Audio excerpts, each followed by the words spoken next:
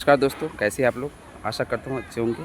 अभी मैं केंद्रीय विद्यालय में खड़ा हूँ, आप देख सकते हैं मेरे पीछे बच्चे खेल रहे हैं, आवाज़ भी आ रही होगी।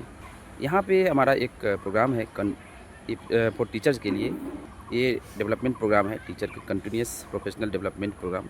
इसके अंदर एक नया अभी कॉन्सेप्ट है, नया तो नहीं, कॉन्सेप्ट तो पुराना ही आप सब जानते होंगे, फिर भी थोड़ा हम उसके बारे में डिस्कस करेंगे। हमारे साथ डिस्कस हुआ है। ये है assessment for learning and assessment of learning. सीखने के लिए मूल्यांकन और सीखने का मूल्यांकन। तो इसके बारे में आज हम डिटेल में बात करेंगे, उदाहरण के साथ बात करेंगे। संक्षेप में मैं अपनी योग्यता बताता हूँ। बीएड, एमएड, नेट क्वालिफाई मेरा है। हिंदी और हिस्ट्री से मैंने मास्टर किया है। साथ में मेरे पास जो टीचिंग एक्सपीरियंस है लगभग 14-15 साल का हो चुका है। पिछले 7 साल से मैं केंद्रीय विद्यालय में टीचर हूँ सोशल साइंस का। इससे पहले 6 साल विभिन्न विश्वविद्यालय में या कह सकते हैं कॉलेज में मैंने बीएड का टीचिंग किया है, बीएड वालों को पढ़ाया है। साथ में 2 साल का मेरे पास दिल्ली गवर्नमेंट में टीचिंग एक्सपीरियंस है। तो आज का नया टॉपिक हम शुरू करते हैं। उसमें हमने 5 पॉइंट में इसको कंपेयर किया है, असेसमेंट फॉर लर्निंग और असेसमेंट ऑफ लर्निंग। आप देख सकते हैं सबसे पहले उद्देश्य, पर्पस, यानी असेसमेंट फॉर लर्निंग में देखा जाए तो इसका उद्देश्य है, यानी दोनों का कंसेप्ट हम समझते हैं। Assessment for learning that means formative assessment जो पूरे साल चलता रहता है, इंटायर सेशन। और असेसमेंट ऑफ लर्निंग यानी सबमिटिव इवैल्यूएशन जो सेशन एंडिंग एग्जाम होता है, लास्ट में होता है। तो सबसे पहले इनका पर्पस हम देखते हैं।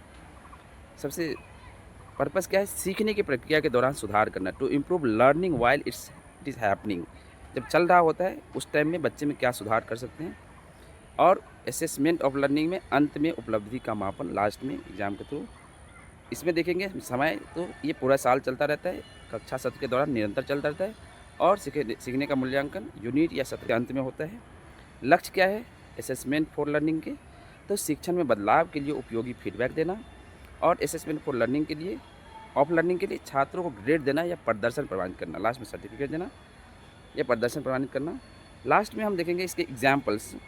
असेसमेंट फॉर लर्निंग में क्या क्या हम करा सकते हैं? ड्यूरिंग सेशन क्विज करा सकते हैं, कक्षा में चर्चाएँ हो सकती है, एग्जिट टिकट हो सकता है, शॉर्ट यूनिट टेस्ट हो सकता है, मंथली टेस्ट हो सकता है। ये सारे क्या है हमारे assessment for learning, formative assessment.